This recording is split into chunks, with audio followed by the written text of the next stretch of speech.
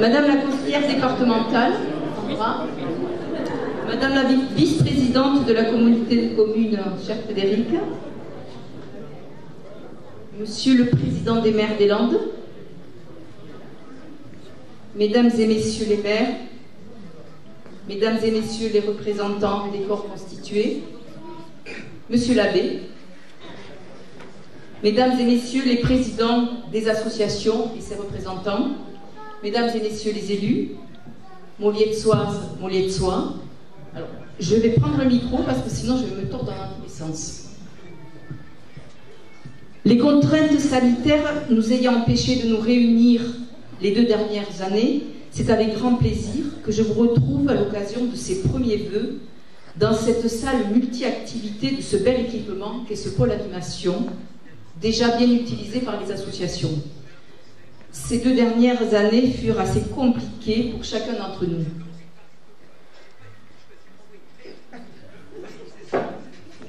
J'entends une radio.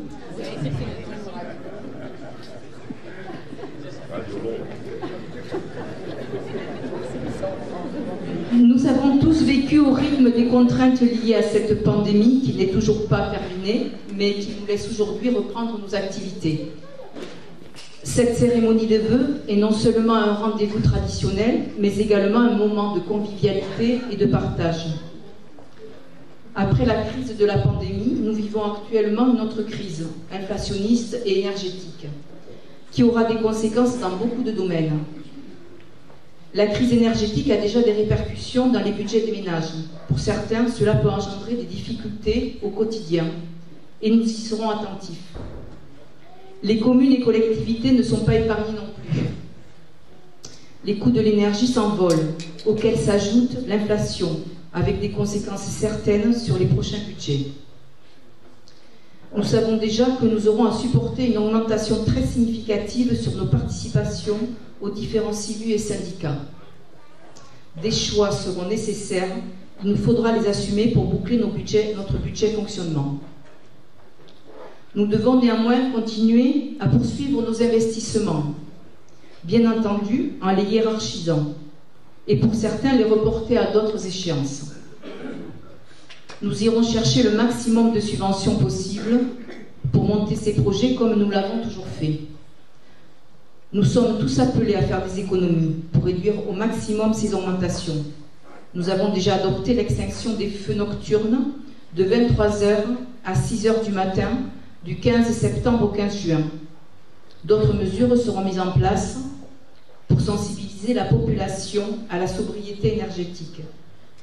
Chacun doit avoir le réflexe chez soi, mais également dans l'espace public en adoptant les éco-gestes. Des affiches réalisées par les services de Max et apposées dans tous les bâtiments publics de la commune vous donnent quelques bons gestes à mettre en pratique. Malgré cette crise, il nous a semblé important cette année de maintenir cette cérémonie des vœux, bien que d'autres communes aient fait le choix de l'annuler. Donc je vais vous présenter ce soir le bilan des 2 dernières années que nous n'avons pas pu vous présenter auparavant. Donc le lotissement communal suit son cours avec quelques retards dans les procédures administratives. Tout cela va rentrer dans l'ordre dans les prochaines semaines. Grâce à l'attribution du FEC, du Fonds d'équipement des communes par le département, je remercie ici Madame la Présidente, Madame la Vice-Présidente, conseillère départementale, pardon, nous avons procédé à une réfection totale du fronton avec en premier lieu le remplacement du grillage en 2019 et la réhabilitation du mur en 2021. Les travaux du mur du cimetière ont également bénéficié de cette aide qui s'est élevée à près de 17 000 € pour l'ensemble. Merci Madame la conseillère départementale, qui s'engage auprès des collectivités et qui nous permettent de pouvoir investir. Pour revenir sur le thème de la sobriété énergétique, avec l'accompagnement de l'économe de flux des services de Max, nous avons effectué l'audit énergétique des bâtiments publics. Cet audit nous permettra de mettre en place des priorités d'économie à travers des adaptations de nos comportements, mais aussi d'aménagements adaptés. Pour poursuivre sur le thème de l'environnement, l'équipe du syndicat mixte des rivières Côte-Sud, dont la commune fait partie pour le courant de Messanges-Moisan, est intervenu durant le premier semestre 2022 pour des travaux d'entretien et de réhabilitation du ruisseau du Barail et du courant entre les deux étangs de Molietz et de la Prade. Ces travaux se font en collaboration avec notre équipe technique, et principalement David qui est là, et les agents du syndicat dont je salue leur professionnalisme. Pour poursuivre, la rénovation de la galerie d'art est un thème qui nous tient à cœur. Cette bâtisse patrimoniale mérite d'être sauvée et réhabilitée. Vous la connaissez tous, elle est juste derrière. Cependant, compte tenu du coût supplémentaire après étude de la structure, ce projet ne sera pas réalisé en 2023 comme prévu, mais reporté l'année d'après. Aussi, la galerie d'art ouvrira ses portes aux artistes la saison prochaine. Donc, s'il y en a parmi vous, vous pouvez postuler auprès de Chantal. Aujourd'hui, la fibre est quasiment déployée sur l'ensemble de la commune. Restent encore les quartiers sud de la station à être connectés. Cela sera réalisé dans les prochaines semaines. On va parler maintenant de l'aménagement durable de la station, qui est un sujet que nous travaillons sur ce sujet depuis plusieurs années. Donc, après la phase de réflexion qui nous a permis de poser les bases d'un projet à long terme et de doter la commune d'une feuille de route qui verra le réaménagement du cœur de la station sur un périmètre de 3 hectares 12, nous en sommes depuis 2022 à la deuxième phase, qui porte sur les études techniques et réglementaires. Nous sommes accompagnés pour cela par le GIP Littoral et soutenus par la région Nouvelle-Aquitaine, le département des Landes, l'État et la communauté de communes MAX. Les grands principes de ce projet reposent sur plusieurs critères principaux. Un des principaux critères est la désimperméabilisation et la renaturation du site, avec presque 300 arbres plantés et création de noues pour les eaux pluviales. Aujourd'hui, c'est un véritable torrent, vous l'avez peut-être vu, quand il y a des abats d'eau le long des commerces, voilà, donc il y a quelques inondations. Mais aussi apaiser et sécuriser les différents déplacements. Le troisième volet sera un projet basé sur de nouveaux usages à travers l'animation, la détente, la création d'espaces réversibles selon la période de l'année. Le démarrage des travaux est prévu à partir de l'automne 2023 jusqu'en 2025 en prenant en compte le déroulement des saisons d'été. Une information régulière sera donnée sur l'avancement du projet. Depuis plusieurs années, nous avons développé une politique de production énergétique grâce aux installations photovoltaïques sur les bâtiments communaux, et cela en gestion interne. Vous avez vu, sur les bâtiments communaux, il y a des panneaux photovoltaïques un peu partout. Les premières installations sur le toit de l'école et de la salle Julia datent de 2011. Ça en est suivi dernièrement le toit du pôle animation. Le prochain projet est le toit du centre technique municipal. Le chiffre d'affaires généré par ces installations est de l'ordre de 30 000 € par an, soit la consommation annuelle de 40 foyers. Ça vous donne une idée. Pour poursuivre, la saison estivale 2022, elle a démarré avec l'obtention de notre commune du label Qualité Tourisme, qui reconnaît le travail d'information, de gestion et de qualité de notre démarche touristique. Je remercie l'ensemble des NS civils et CRS qui s'investissent toute la saison pour assurer la sécurité des baignades. Depuis la saison dernière, nous avons adopté les plages sans poubelle. Après quelques réglages, l'opération a bien fonctionné, avec quelques adaptations pour la saison prochaine, surtout sur l'information. Nous le renouvellerons, bien évidemment. Vous avez également tous remarqué l'installation de bacs à marée sur les 2 accès à la plage sud et plage principale, ainsi que celui de l'embouchure, positionné après les vacances de Toussaint et retiré au printemps. Ces bacs sont destinés à recevoir uniquement des déchets apportés par l'océan. Ce n'est pas prévu pour recevoir les cartons à pizza et les canettes de bière.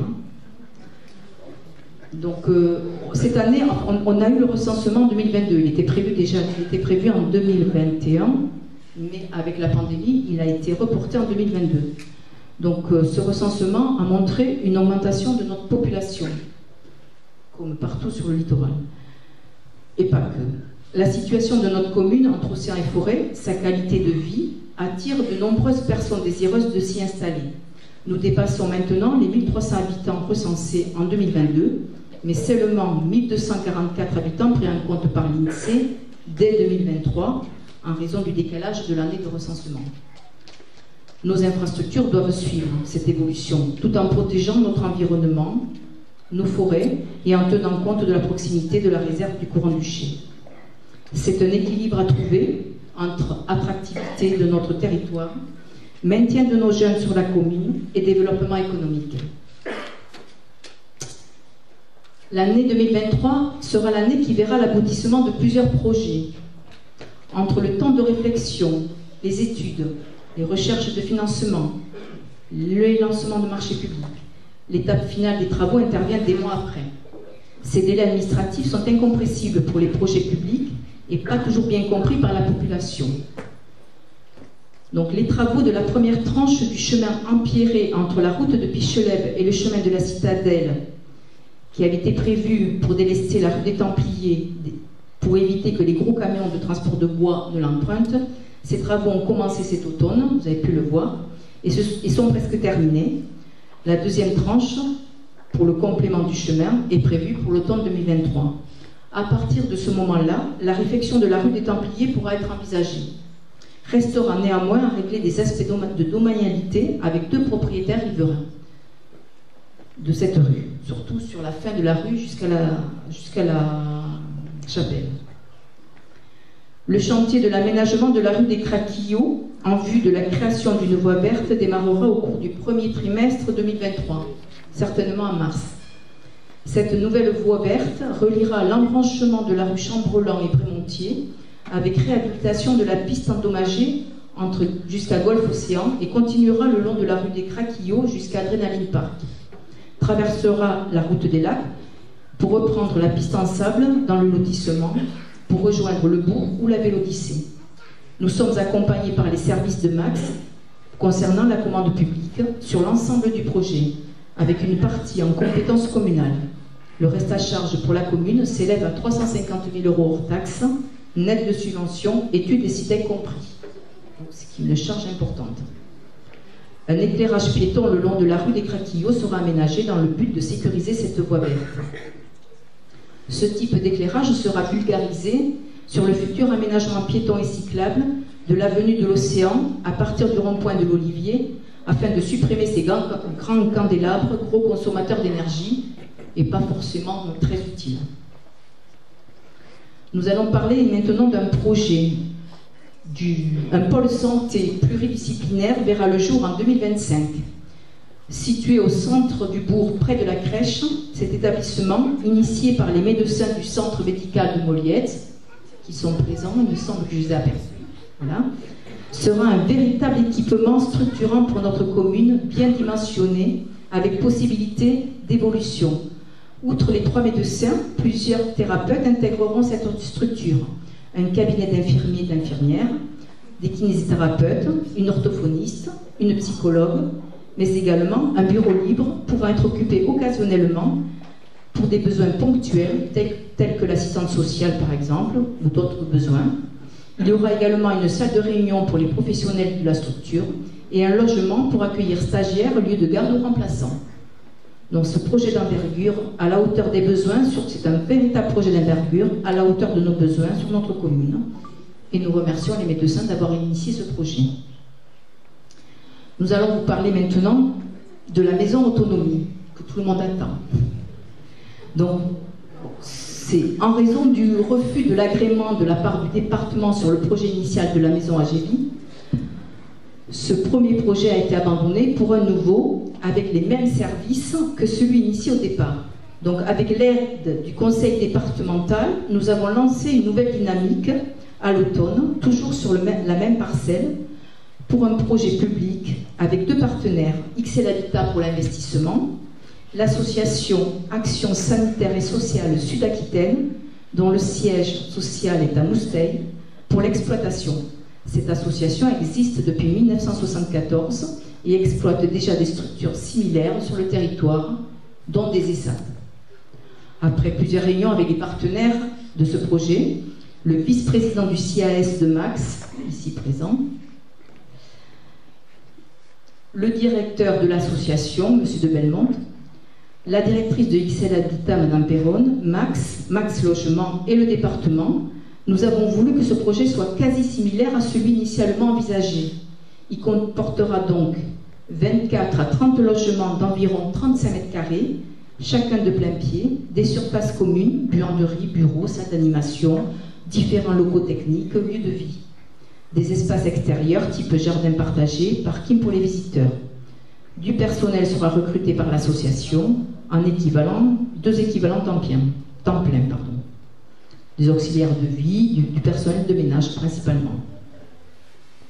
Viendront se rajouter des prestations d'activité évaluées à 3 ateliers par semaine. Les repas seront livrés par le pôle culinaire de Max.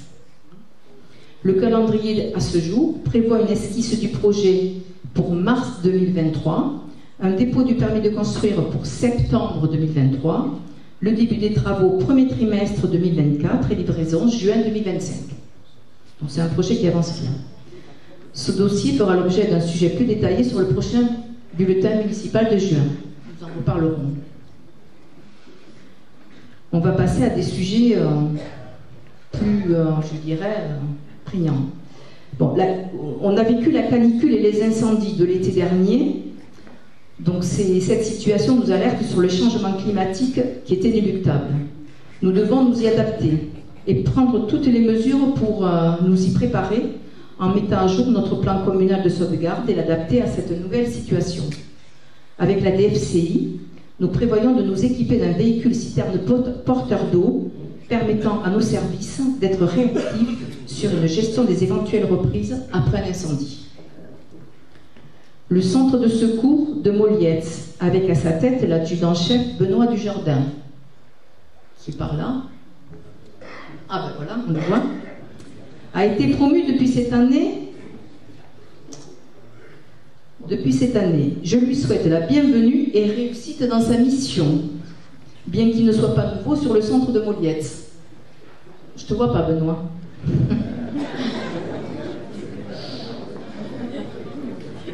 Félicitations. Il prend les rênes à la suite du capitaine Éric Dujardin, son père, qui a fait valoir ses droits à la retraite après 37 ans, c'est ça, de service, dont 32 à la tête du centre de secours de Molietz, c'est ça? Je ne me trompe pas?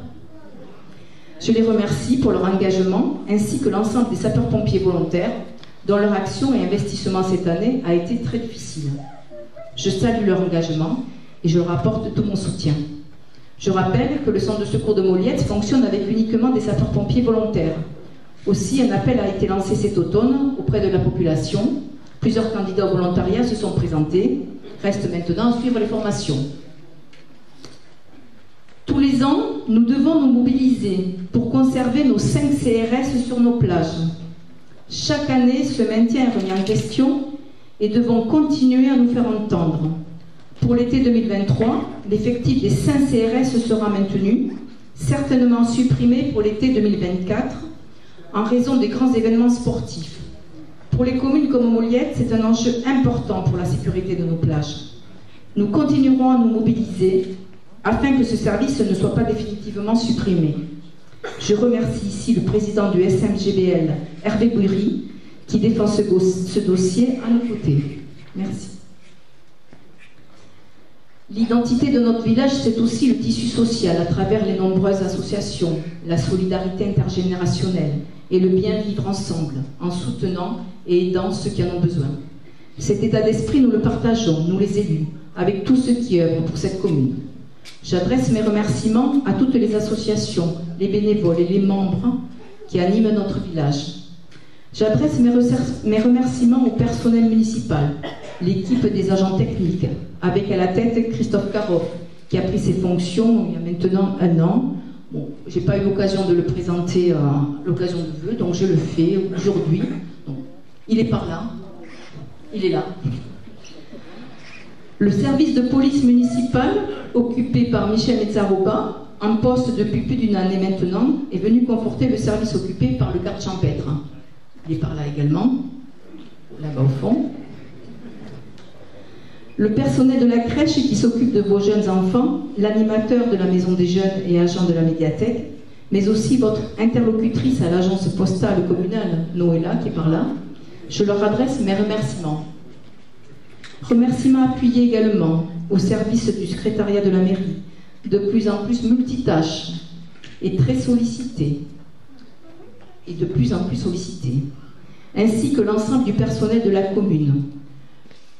Services techniques, entretien, portage des repas, pour certains dans l'ombre, mais représentant un maillon important pour le bon fonctionnement d'une collectivité. Je pense aussi à ces personnes qui s'occupent de nos enfants, les maîtresses, du regroupement pédagogique, les ATSEM, le personnel de cantine, de garderie, le personnel du centre de loisirs des étangs. Ce maillage fait qu'un village ou un regroupement de communes vit ensemble et se développe, mais peut être aussi fragile. Depuis plusieurs années, nous restons à 250 enfants scolarisés sur le regroupement.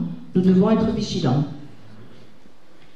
Je remercie également ceux qui ont tendance à oublier, qu'on a tendance à oublier, les différents syndicats qui œuvrent au bon fonctionnement de notre communauté.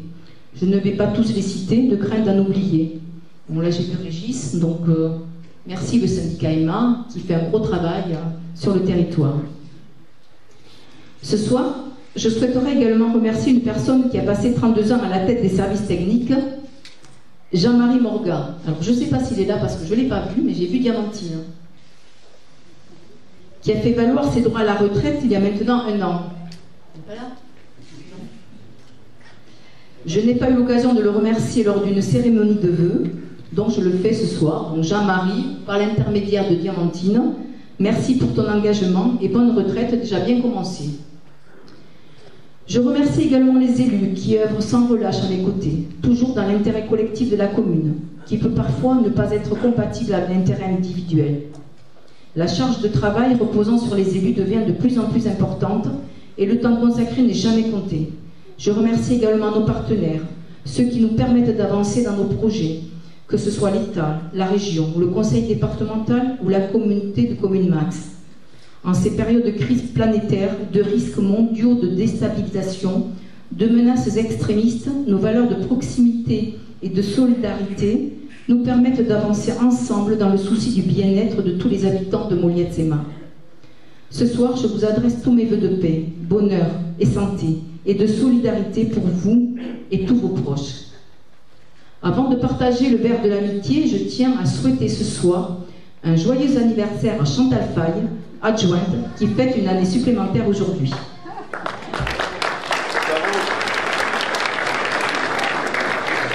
Et qui s'investit beaucoup.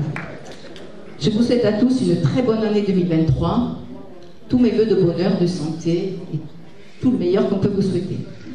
Je vous invite ensuite à boire le verre de l'amitié.